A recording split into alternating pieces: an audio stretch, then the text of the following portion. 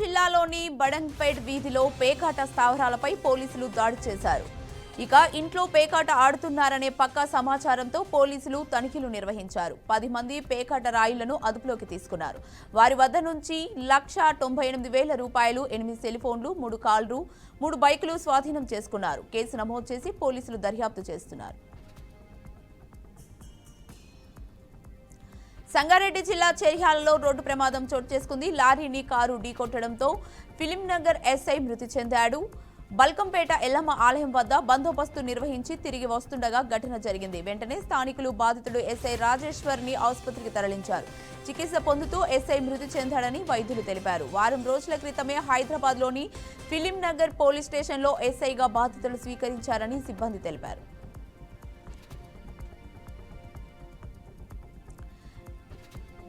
నిర్మల్ జిల్లా బాసరా IIIT వద్ద ఆందోళన వాతావరణం నెలకొంది. 150 మంది పారిశుద్ధ కార్మికులు కళాశాల గేటు వద్ద ఆందోళనకు దిగారు. 2 నెలల నుండి ఫస్ట్ మ్యాన్ కంపెనీ జీతాలు ఇవ్వడం లేదని కార్మికులు ఆవేదన వ్యక్తం చేశారు. 8 VDAలు ఇవ్వకుండా నిలిపివేశారని ఆందోళన చేపట్టారు. కళాశాల అధికారులకు ఎన్నిసార్లు చెప్పినా పట్టించుకోవడం లేదని ఆరోపించారు.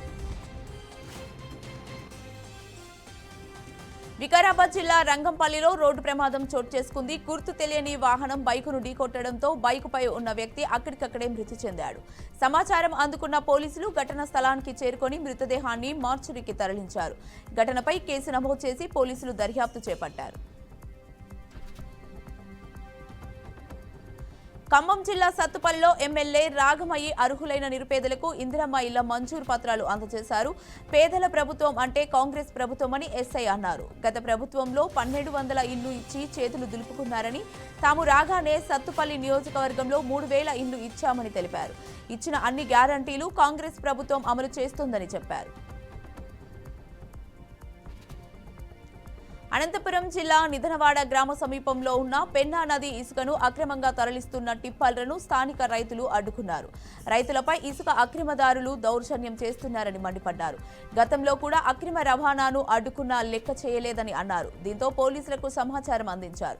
పోలీసులు వచ్చి వాహనాలను సీజ్ చేసేంత వరకు అక్కడి నుండి కదిలేది లేదని అక్కడ వంటవార్పు చేపట్టారు. శ్రీ సత్యసాయి జిల్లా పెనుగొండలో జరిగిన సుపరిపాలన కార్యక్రమంలో మంత్రి సవిత పాల్గొన్నారు. ఏడాదిలో 850 కోట్ల రూపాయలతో పెనుగొండను అభివృద్ధి చేశామని చెప్పారు. గత 5 సంవత్సరాలలో చేయని అభివృద్ధి కేవలం ఒకే సంవత్సరంలో తాము చేసి చూపించామని అన్నారు.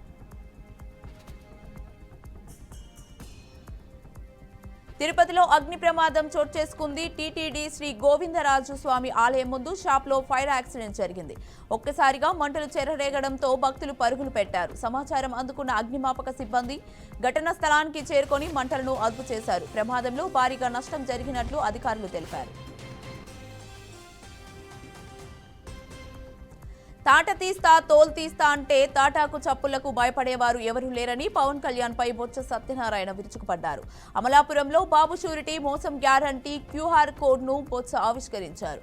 ప్రజలకు ఇచ్చిన హామీలను అమలు చేయకపోతే మెడలు వంచి తీరుతామని అన్నారు.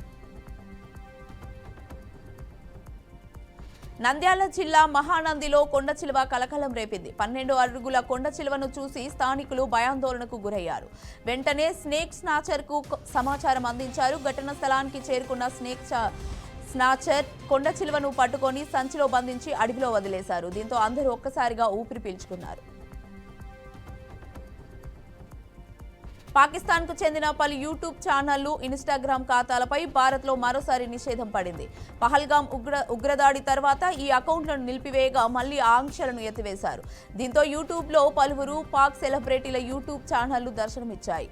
ఇన్స్టాగ్రామ్లోనూ పోస్టులు ప్రత్యక్షమయ్యాయి. దీనిపై నెట్టింట తీవ్ర ఆగ్రహం వ్యక్తమైంది. వారిపై నిషేధాన్ని కొనసాగించాలని డిమాండ్లు వ్యక్తమయ్యాయి.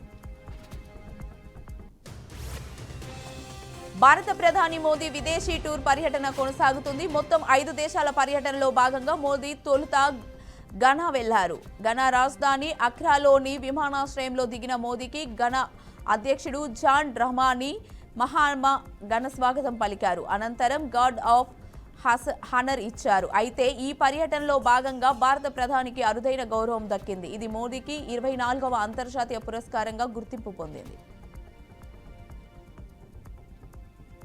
అమెరికా అధ్యక్షుడు డొనాల్డ్ ట్రంప్ అధ్యక్షతన జరుగుతున్న అత్యంత కీలక సమావేశంలో అనూహ్య సంఘటన చోటు చేసుకుంది.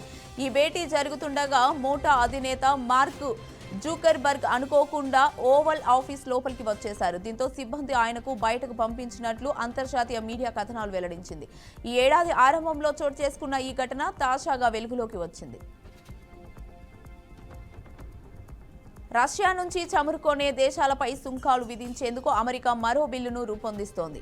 ఈ విషయంపై అమెరికా సెనేటర్ లిండ్సీ గ్రహాం స్పష్టమైన ప్రకటన చేశారు. దీంతో ఈ అంశంపై భారత విదేశాంగ శాఖ మంత్రి ఎస్ జయశంకర్ స్పందించారు. రష్యాతో వ్యాపారం చేసే దేశాలపై 500% సుంకాలను ప్రతిపాదించే బిల్లును సమర్థించిన అమెరికా సెనేటర్తో భారత్ ఇప్పటికే ఇంధన భద్రతపై తన ఆందోళనను తెలిపిందని అన్నారు. ఇండోనేషియాలోని బాలిలో పర్యటనతో వెళ్తున్న పడవ బోల్తా పడింది. ప్రసిద్ధ రిసార్ట్ ద్వీపం బాలి సమీపంలో పడవ బోల్తా పడడంతో 65 మంది గల్లంతయ్యారని స్థానిక అధికారులు తెలిపారు. గల్లంతైన వారి ఆచూకీ కోసం సహాయక చర్యలు ఇంకా కొనసాగుతున్నాయని అన్నారు.